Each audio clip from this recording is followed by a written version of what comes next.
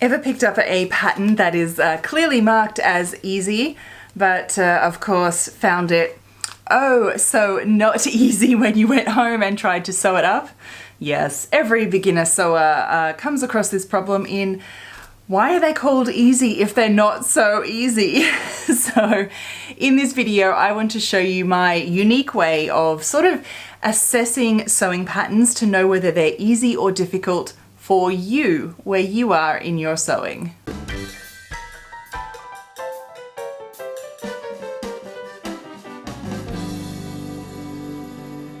Welcome back, my sewing friends. It is lovely to see your smiling faces here again.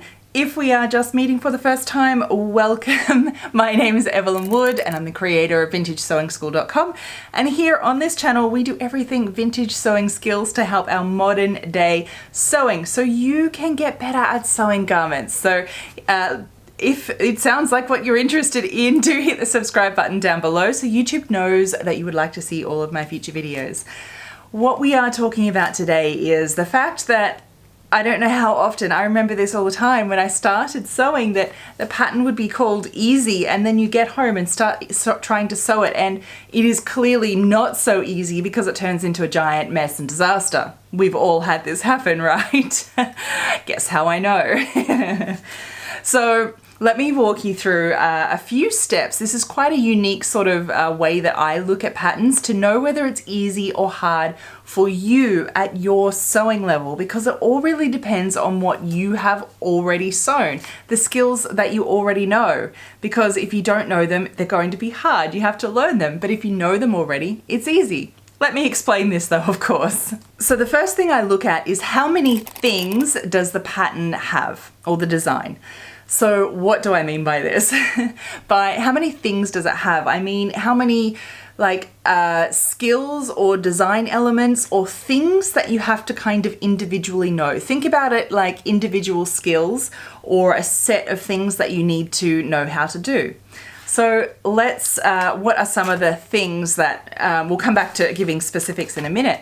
Some things might include the number of pattern pieces that the pattern is, because the more pattern pieces there are, the more complicated it becomes.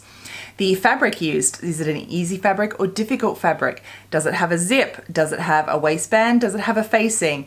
Does it have a button up front? Does it have pleats? Does it have darts?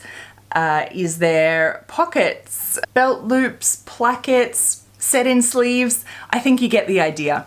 So you can see like these are individual things that you would need to know how to do to make up the whole garment. So this is what I call how many things does the design have. And so you can look at a design, a pattern, and then sort of, write all those down. How many things does the pattern have? Because then what you need to do is have a look at how many of these things have you already sewn before? What do you already know how to do? Because then you can actually start ticking those off as not so hard because you've already done those. If the list is long and that you haven't done those before, guess what? That pattern's going to be pretty tricky for you. Let me give you an example. So this particular pattern here, let's say we're going to go with style D. Now let's have a look.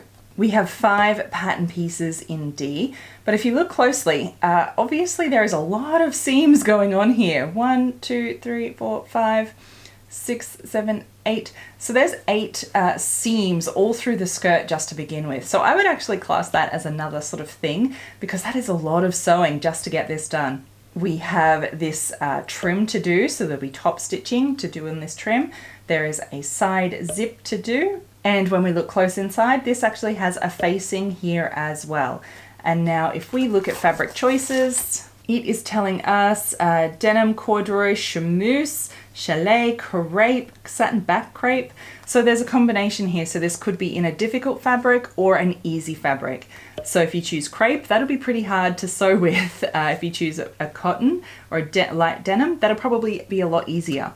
So you could accidentally choose a difficult fabric for this as well. And let's not mention trying to sew all these triangles. If you've never done that before, it is pretty tricky. So now from this list that you've sort of roughly made of all the things that this pattern has, you can start crossing off the ones that you've done before. So say you have done a zip before, so you can tick that off, so it might not be too hard. Perhaps you have done facings before and you know what to do there, so you can tick that one off. And then you're only left with so many things that you sort of have to learn to do for this particular garment. And now your first few garments that you make up will of course have a huge list of things that you have never done before, because everything is brand new.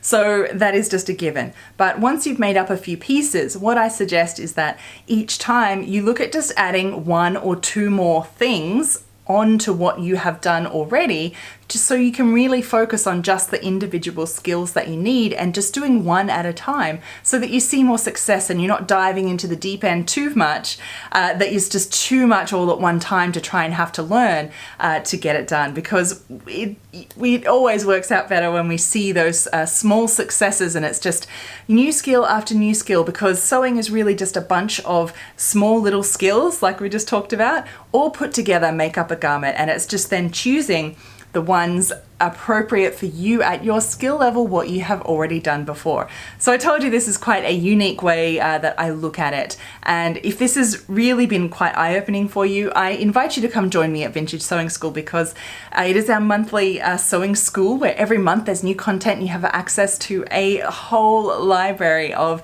sewing lessons just like this one, but we go even further. So the links are down below in the description box to learn more. I would definitely invite you to come join us there if you're really looking to go deep on information like this and just take your sewing to the next level.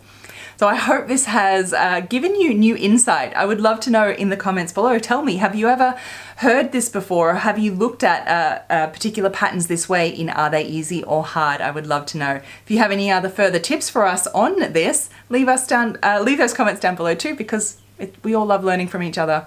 So my friends, until next time, happy sewing. Bye.